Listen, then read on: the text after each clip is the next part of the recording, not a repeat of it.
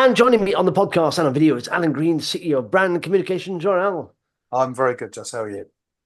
Yeah, feeling a bit jaded after last. I think I might have drunk a few too many, too late as well. I didn't stop Yeah, after the game, just yeah. carried on, but feeling a bit jaded there. So, to be honest, I thought England, that was the best performance they've had in the Euros. They actually tried a bit of attacking football. They weren't just passing it around.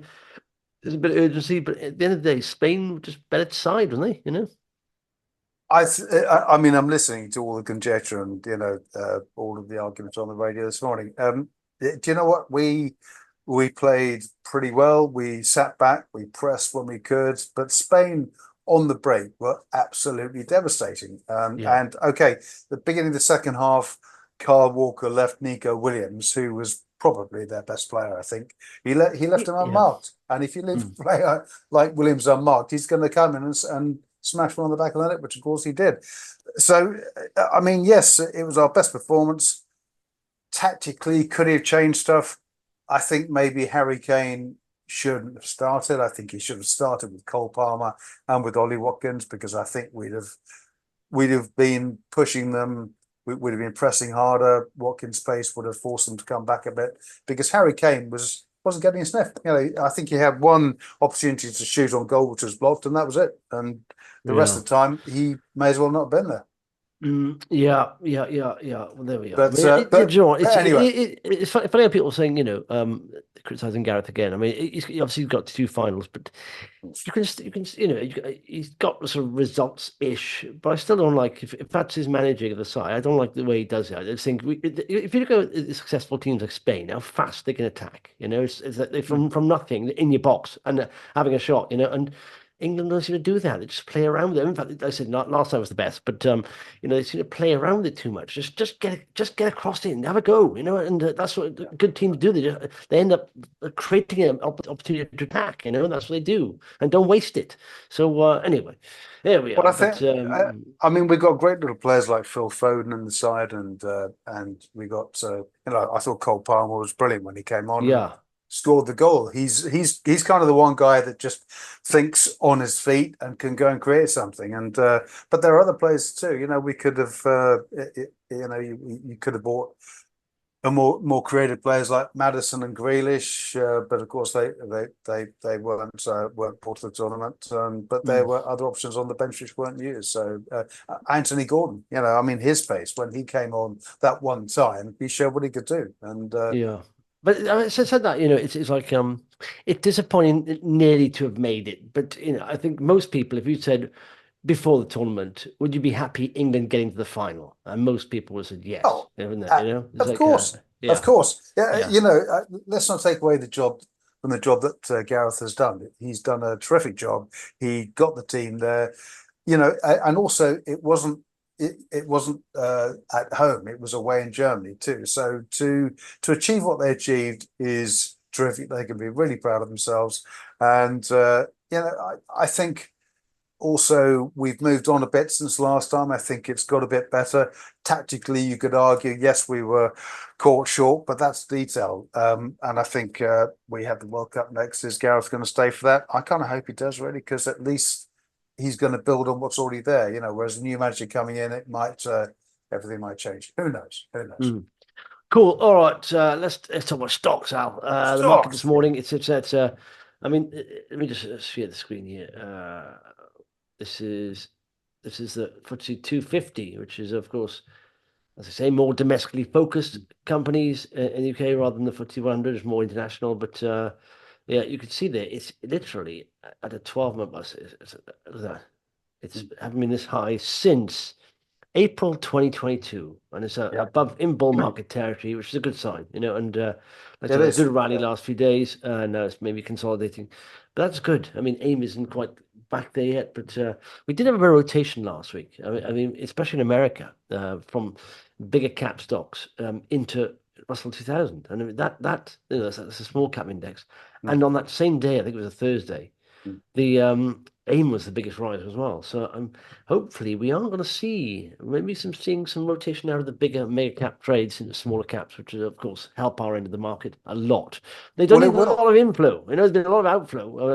I mean, some of the fund managers, in fact, Premier Miton, I was reading last week, they said they had their first quarter of inflow, which is very good. So it's a good sign after like 36 months. So I think money is starting to come back into the market, Yeah, I think it is. I think money's coming back in, but I think a lot of investors, or should we say more cautious investors, have waited to see the outcome of the election. We now know we've got a Labour government for 5 years. I think Keir Starmer's already getting on. He's rolled his sleeves up. He's getting on with it, and there is the prospect, I think, of greater stability. We've got interest rates under control, heading the right way, coming down, and I think all the ingredients are in place to support a bull market. And we're in the second quarter now. I think there's a very good prospect of a Santa rally this year. Just how many times have we spoken about Santa rally? But I think all the ingredients are in place to do that. And if we get another, say, 0.25% reduction in interest rates before the end of the year, that could just be the trigger to drive it on. And of course, we're in the US election, in the road to the US elections too. We've got Biden and Trump slugging out. And of course, Trump nearly got, he was shot. that was odd, that wasn't it? Really that odd. that was shocking. That really was shocking. But many things have happened. I mean, there's obviously Twitter's rife with conspiracy theories, but they were saying that the people saw that guy climb up there. They were alerting the police and everything. And then I don't know if it's true, but there's the Secret Service guy who shot him was told not to shoot.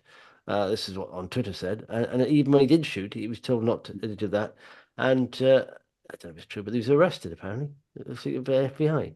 So, but there was, an odd thing that he was. There were people. There's video there. People pointing at this guy, like several minutes before he even shot, and no one did anything about it. You think all buildings around where a president, soon to be president maybe, is doing a speech.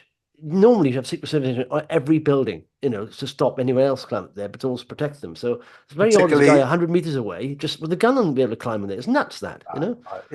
It is. I completely agree, and there's conspiracy theorists will go mad on this one, and will do for years. And but America, of course, has a history of lone gunmen shooting presidents. So perhaps this was just as it seemed. But even so, as you say, if a president's going to make a speech, the security should be absolutely watertight around, within half a mile to a mile of where he's talking. And it does seem that something very strange happened there. But anyway,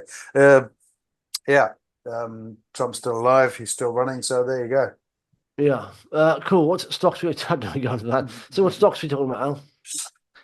Right. Okay. So this is one which I think you're familiar with, Just because I have looked at this for some time, and obviously we're in the market, so probably along the road, some of us have actually transacted via this system. A company called Beeks Financial Cloud Group, BKS is the EPIC code. I know them well. I own some stock in this. I really like them. Look at that. So this is where I sort of this is where I bought there. If you read that RNS and the 6. Well, phenomenal. I'm just coming to that. I mean, it really was quite something. So I've working in the area I do. I've worked with several companies in this field, but Beeks really are leaders in the sector. They're recognised globally by the world's largest financial exchanges as a major player and leader in the fintech landscape. They provide IaaS, infrastructure as a service, to a multitude of organizations, and this is in countries around the world. They've got data centers in New York, London, Paris, Chicago, Singapore, a major one in Frankfurt, Sydney, Hong Kong. They're expanding into Spain and into other areas. And they have over 1,000 enterprise level financial client or financial enterprise level clients. So a really extensive network in place. Taken a long time to build the business, but the company was set up in 2011 by the present chief executive, Gordon MacArthur. And talk about CEOs having skin in the game. This guy still holds 32%, 32.6% of the shares in the business. So he's he's absolutely committed and engaged, and the company's really all about him. I mean, he set this thing up and he's driven the growth. But as you say, in February things really started to take off. They provided a trading update, and they expanded an existing multi-year contract for their proximity cloud offering. It more than doubled from the existing $3.6 million contract to a huge amount of money. At the same time, they also announced another exchange cloud offering contract, and noted and reported positive momentum throughout the business. But what it means is that their trading on full year 2025 is significantly ahead of previous expectations for the year. And at that point, they also reported net cash in the business of $5.5 million, up from $4.4 million previously. So that's really strong. But this company's delivered a compound growth of 32.4% since 2018. So that's a really massive achievement by the team, and that's through COVID too. Let's not forget. That's a huge achievement from the group. But significantly, here we are on July the 15th, on the 22nd. So 7 days time.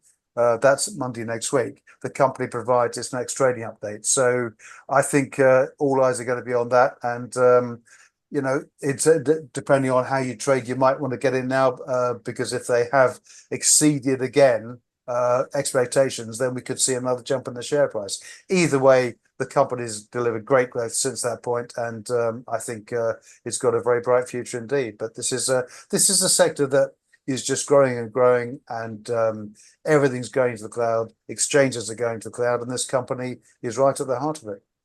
Yeah. I mean, the proximity cloud is asset managers and all that stuff, but the exchanges is it actually sits in the exchange, and like I said, this is the third. This one is subject to regulatory approval, but they say one of the largest exchange groups globally. So that's very interesting to think who that is, because I haven't named them yet. I'm suggesting it's either London Stock Exchange Group or New York, and because it's under Johannesburg, and so it's the third one. But what's good is that so much money goes to the exchanges, and previously, what the exchanges would do would basically rent out some power and the racks, or power and space, and the asset put the racks in there. But space is a premium there. So what Beeks do now is they plug and play system. They put all the stuff in, and they can each sort of asset manager can have their own sort of trading infrastructure in that place, but they can offer several clients in one rack. So it's opened up space, and their analytics and their stuff is one of the best. Their kit, and they're saying, a lot of exchanges now saying it's a game changer for them, because they can offer much more space for clients, and it's plug and play, and they can charge a lot more for them. So I think the fact that now they've got 3 exchanges, it's going to be huge, and there's more services they can offer. I think it's going to be massive. I think it's one of the when you look at companies, you think, what's different about this company? What do they have that's unique? I think Beeks has that. Their products and their service infrastructure as a service is also the best. It's one of the best out there. It's also the hoops that you have to go through, and we've spoken about this. The other companies that they have contracts with the government, with the NHS and so on. Getting a contract and getting embedded into an exchange is a massive step for any company, because once you're engaged, once you're embedded into that exchange, it's very hard to unplug. It's very hard to just take it out and go somewhere else, because it's in there, it's part of the system. So and that's due diligence for other exchanges. Once you've got some of the biggest around there, so they'll just say, well, if the due diligence is already done. Yeah, exactly. And it's almost a fear of missing out, because if they got the best kit, the other exchanges don't want to fall behind. So I really like it. I mean, it shot up. I mean, it's not cheap now, but on forecast sort of earnings, it's okay. But currently on current earnings, but I mean, this is growing, like I say, very quickly. And it's double-digit growth for many years. Top line growth, and now profitable.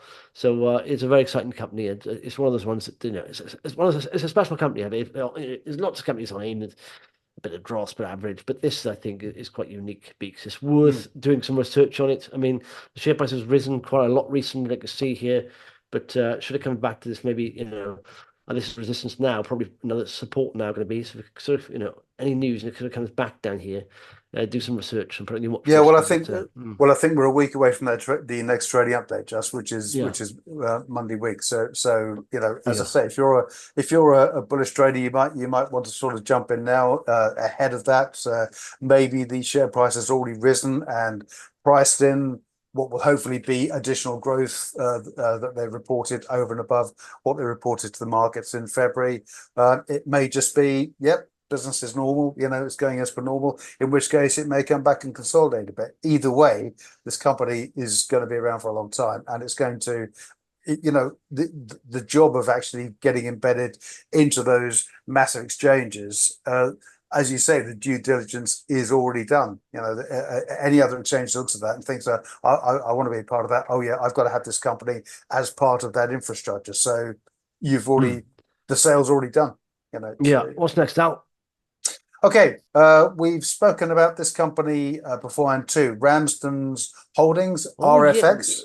Are you looking through my portfolio? Well, this is I do hold some of these, and what's annoying though is everything is great about there. And I talk about when I talk investing, I talk the what, the when, the how. And what is just doing fundamental research. The when is about technicals and looking at the best time of avoiding downtrends and all that stuff, and the how is management of your portfolio.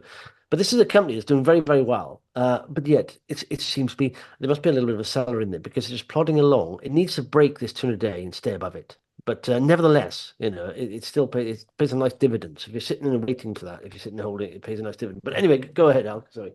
Okay, so Ramsdens, of course, started. It's been around for a few years. It started in 2001 with 3 stores. So particularly if you're up in the Midlands and the north of England, you'd be familiar with the Ramsdens pawnbroking stores.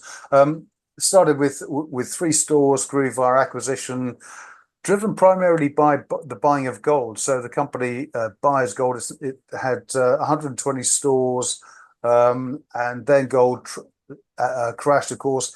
And that triggered really the sea change in the company that created what we see today, which is a combination of gold stores where you can go and buy new and secondhand jewelry. You can go and sell. You can go sell your gold. They'll buy your precious metal. They also provide a pawnbroking and loan service, and they also have a foreign exchange too. The chief executive, Peter Kenyon, also got skin in the game. He owns 3.6% of the company, so he's very, very much engaged with the business. The last major announcement we had from them were the interims. Those were out just over a month ago. Pre-tax profits have risen 8% to 4 million. Revenue up by 12% to nearly 44 million. Jewelry retail sales grow a little more slowly, up 1% to 17.5 million. Big jump in pawnbroking. The loan book jumped by 12% to just under 11 million. And the Forex delivered a 3% increase in profit too. But the biggest driver was, the biggest growth that they reported was in precious metal purchases. The gross profit there rose by 25% to 5 million. So on the back of that, they announced a 9% increase in the dividend to 3.6p. They're also carrying on with their store opening program. They've now got, 100. They initially had 120 stores and now up to 167 stores with an additional franchise site. They have new stores lined up in Poole, Romford, Burnley, Blackburn, Cardiff, and Bury. And also a new store underway in Telford too. They're also about to launch, if they haven't done so already, a dedicated pawnbroking and gold buying website. So I'm not sure if that's out yet. I didn't check this morning before coming online to talk to you, just. But so far, trading's in line for the year. We've not really seen any activity in the share price since these results. So my guess is we're going to be waiting for another trading update so we can get some idea of direction. Either way, this company is a big cash generator, and I expect it to continue to grow. Probably won't deliver spectacular growth like Beeks has over the past year, but it's going to be paying that dividend, which is which for a lot of investors is good enough, and I think we're going to see plenty more growth going forward. Yeah, I think if it closes above 205 there, it's a good sign. It needs to close. It's not done that for a while, and did it once there and come back down. That's after the results last time. But it is, it's a low here, but we're bumping this, but some support there at 185 and resistance at 206. But I think if it moves above that, it'll start trending back up. I say decent. What was the dividend? Yeah, dividend yield is 5.3% now. So Yeah, that's at this level. So it's a decent company, and like beat I said, inflation. yeah, and they're just constantly rolling out stores. Like I said, between I think 9 and 12 stores a year, which are all profit generating the second year, and so it's just like I said, it's adding cash every year, and so it's a good company. Okay, and I think insulated from any because they got four streams pretty much, of revenue. Then it pretty much insulated from any sort of downturns. And if there is a downturn, pawnbroking does well. Gold, people sell their gold and that stuff. So Yeah. it's a good little business. Cool. What's next, Al? Okay, so I want to talk about a company that you'll be familiar with, Justin. I know you've spoken with the CEO on many occasions previously. Cadence Minerals, Epico Okay, yeah, KDNC. yeah, So, KDNC. so this is a company which is primarily a mining and resource investment company. Over the years, it's had a number of investments in. It had investments in a rare earth project, which is now sold out of, and it has currently. It currently has a holding in a lithium company which recently floated on the ASX market called Evergreen Lithium. It has a holding in the Sonora Lithium project, and there's an issue over that. They've hired a lawyer to negotiate with the Mexican government, which are trying to basically take back a lot of the concessions that they've handed out over the past few years. Also has a stake in European Metals Holdings, which is AIM listed. EMH is the EPIC code, and that company owns and operates the Sinovac lithium project in Prague. But its primary asset is the flagship asset is the Amapa iron ore project in Brazil, and this is a former iron ore mine. It was valued and operated by Anglo American back in 2012. At that point, Anglo valued the company or the asset at $600 million US dollars. There was a collapse in the iron ore price, and also, unfortunately, a collapse at the port, the wholly owned port at Santana in Brazil. So the company and the asset was put into administration. Cadence, with a team of investors, bought it out of administration in 2018-19, and since then they have worked with through the local company Dev Mineracel to bring Amapa back to life. Now, at the start of the week, the company announced an updated economic study. This is en route to complete the feasibility study. They reported a 20% increase in the post-tax net present value (NPV) to 1.14 billion.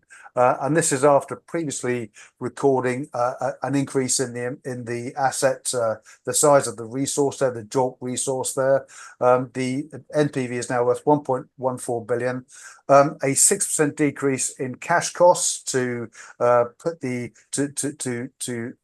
the port of Santana back to full operations, and also they are testing what they refer to as a green iron flow sheet. So that's actual production of green iron, which is clean, economically friendly, and they've said if the 67% flow sheet they put together is successful, it could increase net operating profits per year from $227 million to $324 million. So that's a huge jump and a huge increase. Now, bafflingly, these developments have not been reflected in the share price. Now, Cadence employs a company called Edison Research to provide some independent research on the investment case for Cadence Minerals. Now, the shares in Cadence are currently trading at they're currently trading at 2.85p, which gives the company a market capitalization of 5.3 million. Now, we are still a year or so away from the DFS at Amapa being completed and the mine resuming production. But Cadence now owns 34% of the Amapa iron ore project. So that's a big stake by any standards in an asset that's huge. So you've got the mine, you've got the mine infrastructure, you've got the railway, and that's 134 kilometers long, that railway, all the way to the port of Santana, which is also wholly owned by the company. And Cadence owns 34% of that asset. So you think with a market capitalization of 5.3 million, well, there's a disconnect. And this is something that Edison themselves point out, and I'll quote from them. We have not changed our base case valuation for Amapa, but the rising Cadence's stake from 32.6 to 33.6, bearing in mind that that's now increased to 34%, increases attributable value to Cadence from $50 million to $52.5 million. And that was before the increase in the economic report this week. So on the back of that, the valuation of the company, they've reduced their valuation back in April to 27.6p per share. So Amapa is worth 23.9 pence per share. So there is a huge disconnect in the share price, in the market valuation versus the asset that the company has.